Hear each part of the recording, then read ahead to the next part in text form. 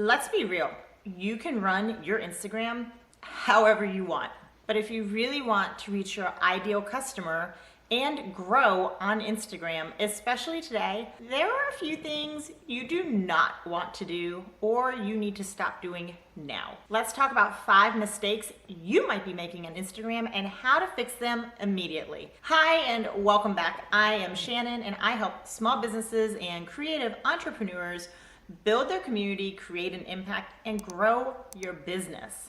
All right, let's get started with these mistakes because we want to fix them immediately or avoid them at all costs. Number 1, and I put it at the top spot for a very specific reason: buying followers or engagement, or doing the follow and unfollow game. With the follow and unfollow game, this is old news. As consumers, we are much smarter now. We want to have more of a connection, and when you follow somebody and then go back a few days and unfollow them, that breaks a huge level of trust. And the only thing that's going to help people buy from you on this app is trust. So do not do that. If you are doing that, stop doing it immediately. Besides the fact, it wastes so much time.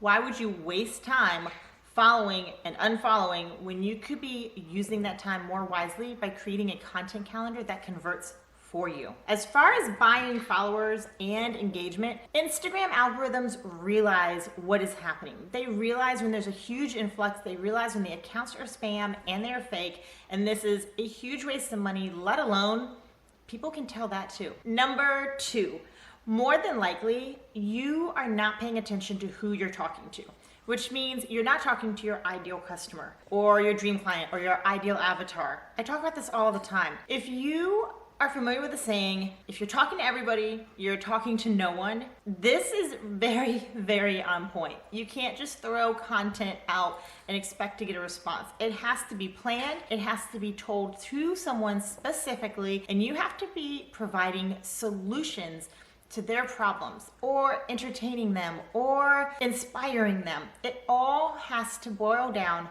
to your ideal customer and what are their problems, what do they want, what do they need, and how can you provide the answers. Number 3, you're not optimizing your bio. People have 3 to 7 seconds when they make a decision on whether or not they're going to follow you. So when they land on your feed, you have to have your bio perfect. Some words I would avoid using in your Instagram bio are confidence, mindset, and positivity. These are overused, they're becoming white noise, people don't even think twice when they see it. So try to use different words or verbiage to stand out from the crowd. Right now, I have how to tap into your badassery. I haven't seen an Instagram bio that includes that yet, so I will take it. If you do not pass the bio test, they will not follow you. If you need more tips on how to create an epic Instagram bio, you can check out this video right here. I list off 5 things that have to be in your Instagram bio. Number 4, not having your highlights in order. Right after your bio, the next thing they're going to see is your highlights. Are you using these to the best of your advantage? You need to have an About Me highlight, a benefits highlight where you're listing out the benefits of your products and services, a testimonials highlight, a product features highlight. Your highlights should be helping you every step of the way. And also, a frequently asked questions highlight would be very helpful too, because people can use that as a guide to refer back to.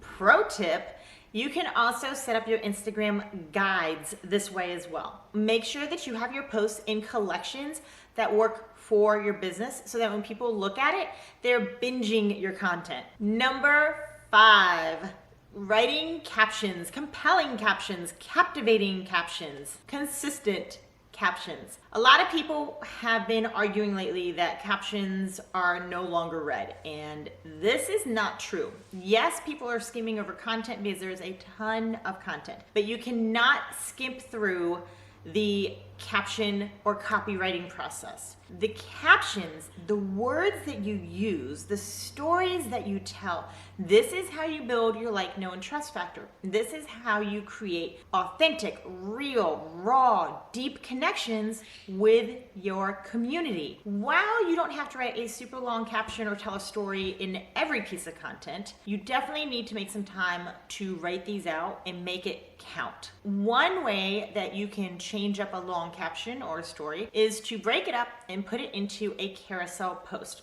Be on the lookout because in the next couple of weeks, I am also going to be doing how you can create incredible carousel posts. So that video is coming soon. Break up your long caption and put it on a slide and have multiple slides. This is great because people are only taking in 1 to 2 to 3 sentences at a time, and they're also being interactive. They are sliding through to read your story or your caption. This keeps the reader focused because they're having to work at reading more, and it alerts Instagram that they're interested in your content and they're actually swiping through. So points for you in the algorithm. So those are the 5 mistakes that you could be making or that you want to avoid while you're on Instagram. You do not want to hurt your engagement, lose followers, or screw up your bio when you actually have something that can really help somebody. Many of these are really quick and easy fixes that you just start implementing into your plan right now. The quick fixes that will make your Instagram